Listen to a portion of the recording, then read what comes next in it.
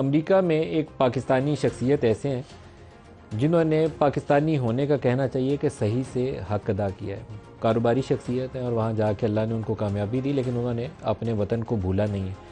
$9 million, 2.5 अरब से ज़्यादा की रकम बनती है जो उन्होंने डोनेट किया नस्ट यूनिवर्सिटी के लिए। हमें अमेरिका से ज्वाइन कर रहे हैं तनवीर अहमद साहब। तनवीर साहब, अस्सलाम वालेकुम। जी वाम साहब अली भाई, कैसे हैं आप?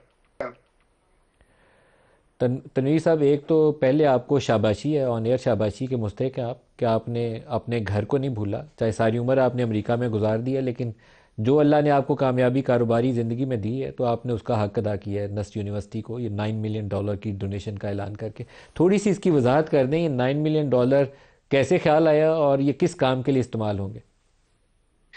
ये नदीम भाई तकरीबन 3 साल पहले की बात है। हमने ना, मेरे वालिद साहब ने ना एक अज़्म किया कि जो हमारे गांव में एक लड़कियों का स्कूल, हाई स्कूल है, उसको किस तरीके से ना कॉलेज में कन्वर्ट किया जाए। क्योंकि जो आसपास के जो दूसरे गांव हैं, उनकी जो बच्चियां सारी, उनको ना शहर जाने में ना काफी दिक्कत आ रही थी। तो उस चीज का एक अज़्म लिया, उसको अप्रूवल लेते लेते तकरीबन 1.5 साल लग गया, फिर 1 साल और लग गया उसकी बिल्डिंग तैयार करने में। तो अल्लाह का शुक्र है कि वो इस साल हमने ना जुलाई में वो बिल्डिंग भी डिलीवर कर दी। इसी चीज को लेके ना फिर मैं एक और जगह देख रहा था कि किसी तरीके से ना हम एक नई यूनिवर्सिटी बनाए, जिसमें हम जो अनप्रिविलेज बच्चे हैं, जिनको फाइनेंशियल एड की जरूरत है, उनके लिए ना किया जाए। तो वो उसमें भी काफी मुश्किल आते हैं। आपको भी पता है कि यूनिवर्सिटी का जो चार्टर लेने में भी ना काफी मुश्किल आती हैं पाकिस्तान में। तो ऐसे ही जब मैं रिसर्च कर रहा था तो नस्ट के साथ मेरा जो है ना एक मायदा हो गया, जिसमें हमने ना एक नस्ट का जो प्लान था कि उसमें एक आईटी पार्क बना रहे हैं स्पेशली, जिसमें जो फॉरेन कंपनीज हैं उनको इनवाइट करेंगे ताकि ना वहां पे रह के पाकिस्तान की वहां से भी हेल्प की जा सके। तो उसमें एक 3 टावर का उनका प्लान था कि 3 टावर्स बनाए जाएंगे। तो पहला टावर मैंने उसका जिम्मा उठा लिया कि उसमें बनाते हैं। तो उसकी कास्ट तकरीबन 9 से हो सकता है कि शायद 10 या 10.5 मिलियन तक भी पहुंच जाए। तो वो उसका बेड़ा मैंने उठाया आज से 3.5 महीने पहले। उसकी अब तक सारी की सारी जो इंजीनियरिंग है वो भी हो चुकी है। अब उसके लिए हम जो है ना टेंडर कर रहे हैं। तो इंशाल्लाह अगले 2 से 3 हफ्ते में उसकी कंस्ट्रक्शन भी शुरू हो जाएगी। और उसकी जो रिटर्न्स आएंगी उस टावर की, वो किस काम के लिए इस्तेमाल होंगी?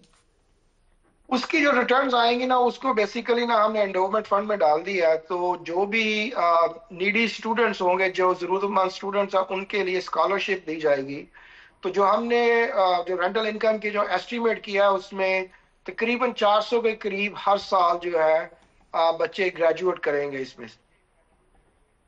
400 बच्चों को ये स्कॉलरशिप्स मिलेंगे उसी एंडोवमेंट फंड के ज़रिए?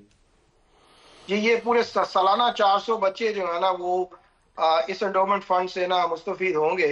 लेकिन अगर आप देखें, ये 4 साल का दुरुस्त। प्रोग्राम है, तो तकरीबन 1600 बच्चा हर साल स्कॉलरशिप ले रहा होगा। लेकिन हर चौथे साल 400 बच्चा जो है ना वो ग्रेजुएट होके ना इस यूनिवर्सिटी से बाहर निकलेगा। बहुत अच्छा काम है। अल्लाह और आपको और पाकिस्तानियों को, जो बड़े कारोबारी जिनको अल्लाह ताला ने कामयाबी दी है, इस काम में हिस्सा लेने की तौफीक दे। आपने एक तकरीब में भी शिरकत की जहां आर्मी चीफ मौजूद थे और आपको शायद उन्होंने कुछ सर्टिफिकेट भी दिया है, सर्टिफिकेट ऑफ अप्रिसिएशन इस काम के लिए। लेकिन उस तकरीब के अंदर आर्मी चीफ के कुछ कमेंट्स हैं जो रिपोर्ट हुए हैं कि इंतखाबात चंद दिन आगे पीछे हो सकते हैं, लेकिन मार्च से पहले पहले हो जाएंगे। मैं आपकी ज़ुबानी सुनना चाहता हूँ, क्या बात की थी उन्होंने? ये एक साहब थे जो हमारी उधर मीटिंग थी, उसमें उन्होंने एक क्वेश्चन किया था चीफ साहब से कि इंतखाबात के बारे में उनका क्या बयान है। आया वो टाइम पे होंगे, डिले होंगे, कि काफी सारी जो रूमर्स आ रही हैं। तो चीफ साहब ने ना एक अश्योरेंस दी थी कि इंतखाबात तो जो है ना वो एज स्केड्यूल फरवरी 8 को ही होंगे। लेकिन अगर कुछ डिले हुआ तो वो उनकी तरफ से नहीं है। वो एक पीटीआई ने शायद कोई पिटीशन फाइल की है लाहौर हाई कोर्ट में। तो अगर डिले हुआ तो वो ज्यादा से ज्यादा मार्च के पहले हफ्ते तक डिले होंगे। लेकिन कोशिश उनकी फिर भी यही होगी कि स्केड्यूल पे ही हो, क्योंकि आगे सेनेट का इलेक्शन है। तो सेनेट का इलेक्शन उसी वक्त होगा जबकि हमारी फुल असेंबली होगी। अच्छा, उन्होंने कहा कि अगर ज़्यादा ताख़ीर हुई भी तो मार्च के पहले हफ्ते तक ताख़ीर होगी, सेनेट के इलेक्शन से पहले बाहर कैफ ये इलेक्शंस हो जाएंगे। जी, यही यही उनका कहना था कि उनकी पहले तो उनकी कोशिश यही है कि ना जिस तरीके से जब भी स्केड्यूल्ड है फरवरी 8 को ही हूँ। लेकिन अगर कुछ थोड़ा सा डिले हुआ तो मैक्सिमम जो है ना वो मार्च के पहले हफ्ते तक ये डिले होंगे। हम्म। आपको, मेरी तो उनसे मुलाकात नहीं है, लेकिन आप लोगों को इंटरेक्शन का मौका मिला है आर्मी चीफ से, तो आपको लगा कि वो जो बातें कह रहे हैं वो सही डिटर्मिंड है कि नहीं, इंतखाबात करवाने हैं, बहरहाल हर सूरत में इंतखाबात होने हैं? नहीं, वो पूरे पूरे के पूरे वो डिटर्मिन थे, पूरे रिसेप्टिव थे, बड़े अच्छे तरीके से सबके साथ उन्होंने मुलाकात की। सरप्राइजिंगली वो पहले चीफ है जिनको मैं मिला हूँ, इससे पहले मैं जनरल बाजवा को भी मिल चुका हूँ। आसम मुनीर साहब हर टेबल पे आए, सब लोगों के साथ एक बड़े अच्छे माहौल में ना उनसे मुलाकात भी की। हर आदमी से, तकरीबन 70 से ज्यादा उधर आदमी थे, उन सब से मुलाकात भी की। हर आदमी से एक एक 2 2 मिनट पर्सनल लेवल पे बात भी की।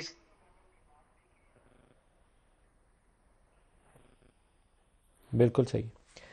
कुछ आपकी ऑडियो आनी बंद हो गई है, लेकिन मेरे ख्याल में बहुत शुक्रिया आपका, हमें जो चीज़ें आपसे चाहिए थी वो मिल भी गई। नस्ट यूनिवर्सिटी के लिए जो आप प्रोजेक्ट कर रहे हैं, मेरे ख्याल में बहुत ही अच्छा हो कि तनवीर अहमद की तरह कुछ और तनवीर अहमद भी सामने आए, जो इसी तरह की यूनिवर्सिटियों में, बड़ी बड़ी यूनिवर्सिटियों में आईटी पार्क्स बना के दें पाकिस्तान में, आईटी के एक सेंटर ऑफ एक्सीलेंस बना के दें पाकिस्तानियों के लिए, ताकि ये बच्चे जो पढ़े लिखे बच्चे हैं इनको और बेहतर ट्रेनिंग के और पढ़ाई लिखाई के मौके मैसर आ सके।